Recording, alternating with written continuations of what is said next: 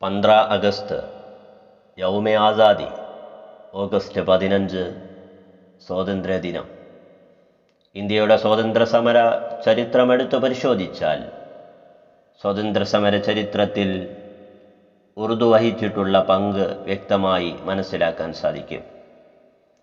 സ്വാതന്ത്ര്യസമരത്തിൽ ഉറുദു കവികൾ വഹിച്ച പങ്കാണ് ഇതിലൂടെ വ്യക്തമാക്കുന്നത്.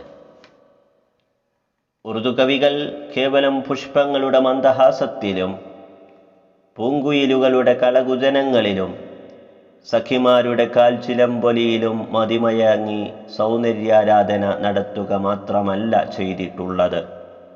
അവർ തങ്ങളുടെ കവിതകളാൽ ഭാരതീയരിൽ ദേശീയബോധമുണർത്തി സ്വാതന്ത്ര്യ സമര പ്രസ്ഥാനത്തിന് ജീവനും വായുവും നൽകി. ജാതി ചിന്തകൾക്കെതിരെ, അടിമത്തത്തിനെതിരെ സമരം ചെയ്യുവാൻ നമ്മെ പ്രേരിപ്പിക്കുകയും പഠിപ്പിക്കുകയും ചെയ്തുകൊണ്ടിരുന്നു. കൂടാതെ ഉറുദു കവികൾ മനുഷ്യന്റെ മൗലികാവകാശങ്ങൾക്കും സ്വാതന്ത്ര്യത്തിനും വേണ്ടി സ്വയം രംഗത്തിറങ്ങി സമരം നടത്തുകയും ചെയ്തു. അന്ധകാരാവൃതമായ മാർഗങ്ങളിൽ കൂടി ചലിച്ചുകൊണ്ടിരുന്ന സ്വാതന്ത്ര്യ സമര സേനാനികൾക്ക് പുതിയ പ്രകാശം നൽകി നേർമാർഗങ്ങൾ ഉപദേശിക്കുന്നതിലും ഉറുദു കവികൾ ഗണ്യമായ പങ്ക് വഹിച്ചിട്ടുണ്ട്. 1857 കാലഘട്ടത്തിൽ ഉറുദു കവിത യൗവനദശയിലെത്തിയിരുന്നിട്ടും മിർസ ഗാലിബ്, മൊഹ്മൻ സൗഖ്, ബഹദൂർ ഷാ സഫർ ആദിയായ കവികൾ ഉറുദു കവിതയെ പുരോഗതിയിൽ നിന്ന് പുരോഗതിയിലേക്ക് നയിച്ചുകൊണ്ടിരുന്നു. എന്നാൽ മുഗൾ ഭരണത്തിൻ്റെ പതനവും സാമ്രാജ്യത്വമോഹികളായ ബ്രിട്ടീഷുകാരുടെ ആക്രമണവും നിമിത്തം സൗന്ദര്യ ഗായകന്മാരായ ആ കവികൾക്ക് വിപ്ലവ ഗീതങ്ങൾ മുഴക്കേണ്ടി വന്നു.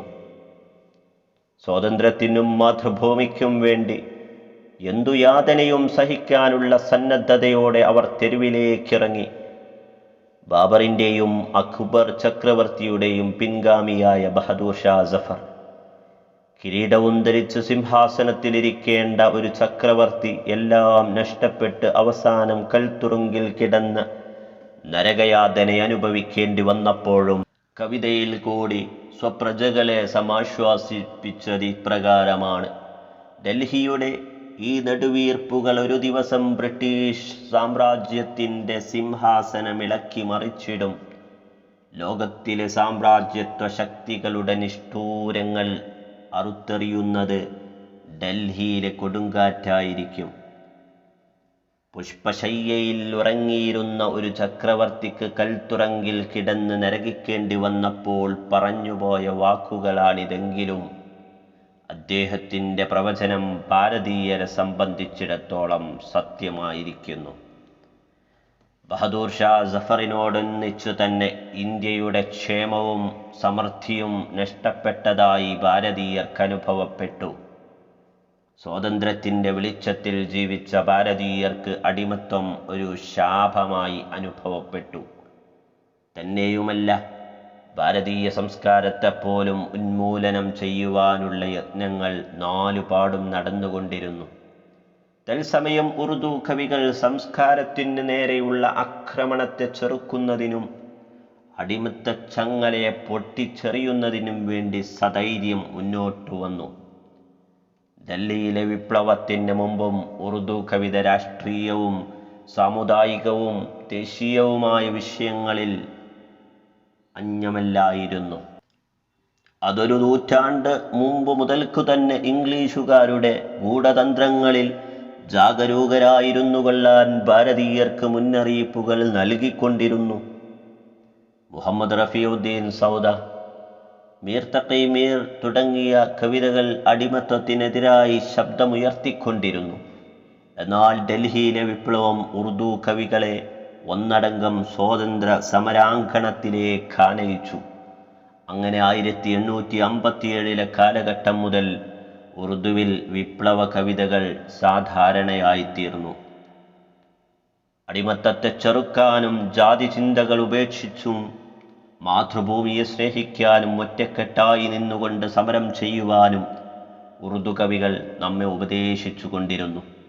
അഭിമാനത്തോടെ ജീവിതം നയിക്കാനും വിഷമഘട്ടത്തിൽ പരിഭ്രാന്തരാകാതിരിക്കാനും വർഗീയ വിവേചനത്തിനതീതമായി രാജ്യത്തോട് കൂറ് കാണിക്കുവാനും മൗലാന അൽതാഫ് ഹുസൈൻ ഹാലി, മുഹമ്മദ് ഹുസൈൻ ആസാദ് എന്നീ കവികൾ ഭാരതീയരെ ഉത്ബോധിപ്പിച്ചുകൊണ്ടിരുന്നു. ഇന്ത്യയുടെ അടിമത്തത്തിൽ ആദ്യമായി അശ്രുപൊഴിച്ച കവി മൗലാന അൽതാഫ് ഹുസൈൻ ഹാലിയാണ്. സ്വാതന്ത്ര്യത്തിനും മാതൃഭൂമിയുടെ പുരോഗതിക്കും വേണ്ടി ജീവനെപ്പോലും ബലി കഴിക്കുവാൻ സന്നദ്ധരാക്കുക എന്ന ആഹ്വാനത്തോടെയാണ് അദ്ദേഹം രംഗത്തു വന്നത്. പൗരുഷത്തോടെ മരിക്കാൻ ആഗ്രഹിക്കുന്നവർ മാതൃഭൂമിക്ക് വേണ്ടി രക്തസാക്ഷികളാവുക എന്ന് ഉത്ബോധിപ്പിച്ചുകൊണ്ടാണ് മുഹമ്മദ് ഹുസൈൻ ആസാദ് സ്വാതന്ത്ര്യ സമരത്തിനിറങ്ങിയത്. ഇവരെ കൂടാതെ മൗലാന ഷിബിലി നോമാനി, ഇസ്മായിൽ മേറട്ടി, അക്ബർ അലാബാദി ആദിയായ കവികളും ബ്രിട്ടീഷ് സാമ്രാജ്യത്തോട് വെറുപ്പും അമർഷവും പ്രകടിപ്പിച്ചുകൊണ്ട് പാശ്ചാത്യ ഗൂഢതന്ത്രങ്ങൾക്കെതിരായി ശബ്ദമുയർത്തി.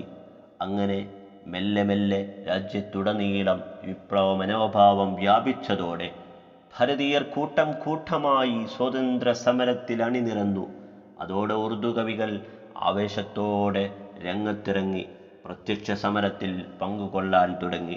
ഈ കാലഘട്ടത്തിലാണ് അല്ലാമ ഇഖ്ബാൽ, മൗലാന ജഫർ അലി ഖാൻ, ബ്രജ് നാരായൺ ചക്പസ്ത്, ഹസ്രത്ത് മോഹാനി, ജോഷ് മലിഹാബാദി തുടങ്ങിയ കവികൾ മുന്നോട്ടു വന്ന് അടിമത്തത്തിനെതിരായി സമരം പ്രഖ്യാപിച്ചത്. ഹസ്രത്ത് മോഹാനി സ്വാതന്ത്ര്യ സമരത്തിന് വേണ്ടി സ്വജീവിതം ഒഴിഞ്ഞുവെക്കുകയാണ് ചെയ്തത്. അദ്ദേഹത്തെ അന്നത്തെ ഭരണാധികാരികൾ കൽത്തുറങ്കിലടിച്ച് കൊടും യാതനകൾക്ക് വിധേയമാക്കി. എങ്കിലും ഹസ്രത്തിന് തൻ്റെ ലക്ഷ്യത്തിൽ നിന്ന് അണുവോളം വ്യതിചലിപ്പിക്കാൻ അവർക്ക് കഴിഞ്ഞില്ല. അടിമത്തത്തോട് തനിക്കുള്ള അമർഷം ഹസ്രത്ത് മോഹാനി ഇപ്രകാരവും വ്യക്തമാക്കാൻ മടിച്ചില്ല: ശത്രുക്കളുടെ പീരങ്കിക്ക് മുമ്പിൽ ജീവിതമർപ്പിക്കുന്നതെനിക്ക് സ്വീകാര്യമല്ല. എന്നാൽ അതേ പീരങ്കിയുടെ മുഖം ശത്രുക്കൾക്ക് നേരെ തിരിച്ചു വെക്കുന്നതാണ് എനിക്ക് സന്തോഷം. അല്ലാമ ഇഖ്ബാൽ തരാനെ ഹിന്ദി, നയാ ശിവാല, ബച്ചോംകി ഖൗമി ഗീത് എന്നീ കൃതികളിലൂടെ ദേശഭക്തിയും സ്വാതന്ത്ര്യ പ്രേമവും സ്പഷ്ടമാക്കി.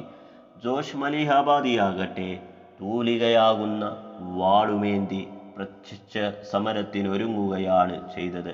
അങ്ങനെ ഉറുദു കവികൾ രംഗത്തിറങ്ങി സ്വാതന്ത്ര്യ പ്രസ്ഥാനത്തിന് ഓജസ്സും തേജസ്സും ഉന്മേഷവും നൽകി. അടിമത്തത്തിനെതിരായി സമരം ചെയ്യുവാൻ ഭാരതീയരെ പ്രോത്സാഹിപ്പിച്ചുകൊണ്ടിരുന്ന ആ കാലഘട്ടത്തിലാണ് അലി സർദാർ ജാഫരി, അസ്റാറുൽ ഹഖ് മജാസ്, മഖ്ദൂം മുഹയ്യദ്ദീൻ, സിക്കന്ദർ അലി വാജിദ്, ഫൈസ് അഹമ്മദ് ഫൈസ്, ഹഫീസ് ജാലന്ധരി, ഉമർ അൻസാരി, ആനന്ദ് നാരായൺ മുല്ല, നാഗർ നിസാമി, മജ്റൂഹ് സുൽത്താൻപൂരി ആദിയായ കവികൾ മുന്നോട്ടു വന്ന് സ്വാതന്ത്ര്യ പ്രസ്ഥാനത്തിന് അകമ്പടി സേവിച്ചുകൊണ്ട് തങ്ങളുടെ കവിതകളിൽ കൂടി സമരത്തിന് പുതിയ ആവേശവും ഉന്മേഷവും നൽകിയത്.